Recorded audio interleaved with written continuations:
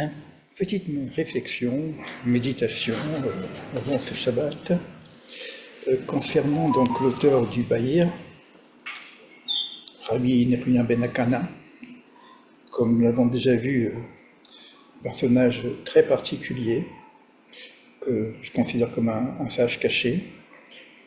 J'ai essayé de voir où se trouve sa tombe, impossible d'y aller, sinon en alpiniste ou en hélicoptère. Cet homme, ce sage, n'a pas écrit grand-chose.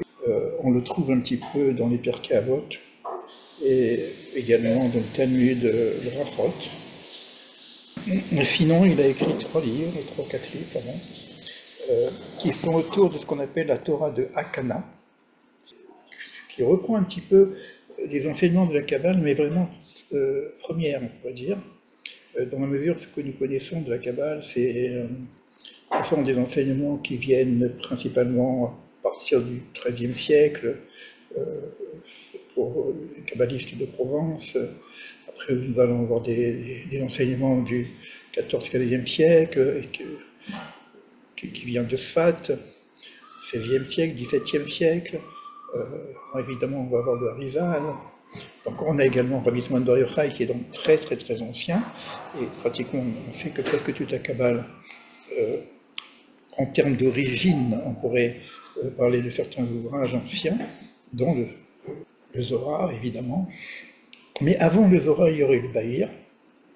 Cet homme est également à l'origine d'une prière kabbalistique très connue, d'ailleurs, qu'on retrouve dans tous les livres de prière, Anna Bekoach, qui correspond d'abord à l'arbre de vie également. Ça vient de ce qu'on appelle le nom à 42 lettres. Donc tout ça, ce sont des choses qu'on doit approfondir pour essayer de comprendre déjà l'ambiance, le cadre dans lequel on peut se mettre si on étudie le Bahir. Je vais faire une toute petite introduction concernant les lettres hébraïques, justement, puisqu'il a écrit également un livre sur les lettres hébraïques qui parle aussi de la forme des lettres. Et il a écrit un livre qui s'appelle, je vais presque dire, le merveilleux, quoi. Amiflia, le merveilleux. Donc, dans l'introduction de son seul livre qu'il y a, mais parce que tous les 4 livres sont regroupés dans ce livre qu'on appelle Torah Takana, il y a une toute petite introduction qui doit venir de lui, d'ailleurs.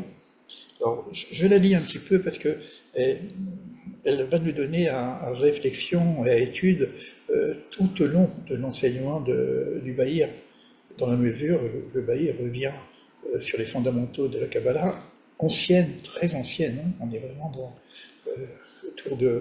c'est autour du temple, du 2e temple. Il y a très peu d'informations et je compte faire vraiment une recherche là-dessus. Alors, ce que je lis, je vais le lire en hébreu et puis je vais essayer de le traduire au fur et à mesure. Yesod à Bahir, on reprend le Bahir, le livre de la clarté, hein, le fondement ou le secret de cette clarté, Ukana à Menorah, et les branches de la Menorah, donc il va déjà faire un rapport tout de suite avec les 7 branches de la Menorah. Or à moufler, lumière merveilleuse, Yesod ha-Chochma, secret de la sagesse, Or à Menorah, tout à l'heure on a parlé des branches, maintenant on parle de la lumière proprement dit de la Menorah. Et puis ensuite on va parler des paroles, il y a Amarot, Dibarot, peut-être le discours. Ce sont des enseignements qui éclairent, voilà exactement le terme Iv-Ar-Ou. Après il parle de... Alors il vient nous dire ici, le Sod à Kabbalah, le secret ou le fondement de la Kabbale, les Moshe Misinaï, donc de Moïse, parce que Moshe Kibel Misinaï, on sait que Kibel Torah Misinaï, Moshe a reçu, mais c'est le mot Kabbalah, c'est réception, hein, Kabbalah veut dire aussi réception. Alors évidemment, réception c'est un flux divin, après ça va être réception de la transmission de la sagesse divine, comme c'est dit dans le Passouk, Kemohamar Bapassouk, Sod Hashem, le secret ou le fondement, le secret d'Hachem, finalement le secret c'est la connaissance, Yerav, va vers ceux qui le craignent, dans le sens de c'est pas la peur, hein, c'est la crainte révérentielle, le respect, c'est-à-dire qu'il y a quelque chose de transcendant sur lequel on travaille, donc on a cette crainte naturelle, et c'est par cette crainte-là, c'est Hachem lui-même qui va enseigner aux personnes qui sont dans cette posture. Et ce qu'il vient dire maintenant, ce qui est extrêmement important pour la suite, Ve'em niftarim bekav otiot atora Eliona. Elles sont cachées, vous savez qu'on est en train de chercher cette lumière qui est cachée dans la ténèbre, hein, et là on vient nous dire ici que ces cheminements, des fondements ou des secrets, sont cachés dans les 22 lettres de la Torah supérieure. Donc, l'approche qu'on va avoir, si je comprends bien le texte, moi je le découvre avec vous, hein, c'est clair, l'approche qu'on va avoir par rapport à ça, c'est que il y aurait des lettres supérieures, parce qu'on a des lettres ici qu'on connaît, comme on peut étudier à notre niveau, qui peuvent même nous faire lire parce que la lettre qui fait lettre, c'est les fondations de toute la création du monde, mais en même temps, il y aurait peut-être deux niveaux d'approche de ces lettres. Donc un niveau supérieur, Eliona, et c'est ce niveau supérieur, Eliona, Ve'em Sod Aberia. Et ça, c'est le fondement, ou le secret de la créature. Et là, il nous dit un peu plus loin que ce passouk, ce verset qu'on vient de lire,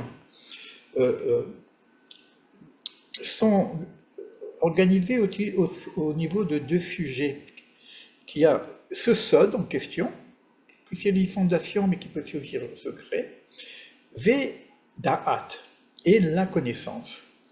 Donc, il semblerait que déjà, il y aurait un niveau qu'on appellerait la connaissance, et il y a un autre niveau qu'on appelle le secret.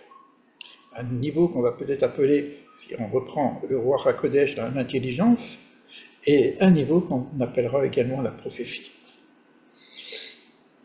Et ce qu'il nous dit, c'est que ce Sod en question, ou Néalem, elle est cachée. Ve'adarat ou Agilouy.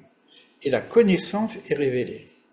C'est-à-dire qu'il y a un travail d'étude qui nous amène à un certain niveau de connaissance, et puis il y a ce niveau de connaissance va nous permettre ensuite d'atteindre un niveau qui serait de l'ordre du caché. Et il dit que Inya Nason Nikra, alors, Beshem Atachlut. Alors là le sujet du secret est en rapport, s'appelle aussi la finalité. On n'a pas une visibilité de la finalité de la fin. Nous sommes dans une situation intermédiaire, regardez tout ce qui se passe, etc. Alors là, pour l'instant, on a eu un enseignement qui veut nous dire que le Bahir, cette lumière est cachée derrière des nuées ou des ténèbres.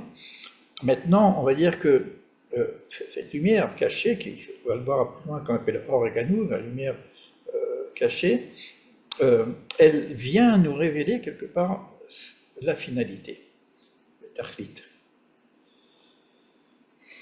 Mais Inya Dadaat est le sujet de la connaissance, comme c'est écrit dans le Passouk, hein, Ve'odiam,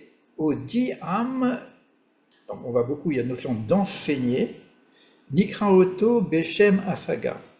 Ça vient du saisissement. Donc on est en rapport avec un saisissement, une compréhension de l'intelligence supérieure. Hein, on n'est pas dans le mental. Le mental, je crois qu'il va être largement largué, mais on va avoir une structure qui nous permettra quand même d'atteindre un certain niveau de connaissance. Et il dit que le sujet, la pasuk Matril Be'inyad Sod Nevoa. Il y a d'un côté des choses qui sont de l'ordre de la révélation, du saisissement, et il y a quelque chose qui est en rapport avec la prophétie. Là, il dit quelque chose d'assez important. La plupart des gens, ils veulent entrer dans le secret comme ça, au niveau d'un saisissement, presque avec les sens, les choses comme ça, une intuition directe, etc. Et là, il dit qu'il faut expliquer Codem avant la notion de connaissance. Pourquoi? Parce que Mifnesha Da'at, cette connaissance-là, où mevo les sols, c'est elle qui va nous amener à ce secret. C'est-à-dire qu'il y a un processus. On n'arrive pas comme ça au Ruach HaKodesh facilement, donc déjà avoir une certaine intelligence. Et on n'arrive pas comme ça à l'état de prophétie, il faut avoir un Ruach HaKodesh. Donc il y a un processus qui demande connaissance, Avodat Hashem, service divin, et c'est par rapport à ça, cette construction se fait progressivement jusqu'à cette connaissance qu'il dit, donc les Avin et Inyan Atachli, et de comprendre le sujet de la finalité de tout ça.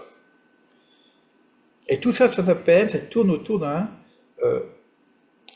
Avodat Hashem, un service divin, qui a été développé dans son livre, qui s'adresse au Balé Avoda, qui s'adresse à ceux qui sont déjà installés dans un cadre de service divin, en quête de connaissance, et évidemment en quête de ce secret.